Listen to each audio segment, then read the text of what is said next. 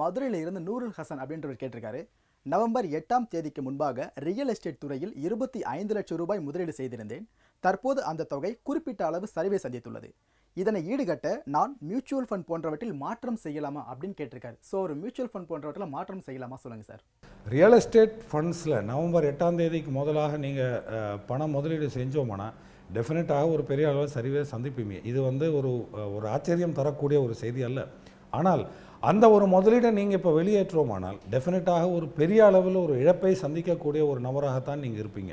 So நம்மளோட choices என்ன, இதிலேருந்து ஒரு செப்பரேட், அதாவது ஒரு தனிப்பட்ட முறையில் பரஸ்பர நிதி இல்லாத மியூச்சுவல் ஃபண்ட் மூலமாக நீங்கள் முதலீடு செய்வது ஒரு நல்ல யோசனையாக இருக்கும்.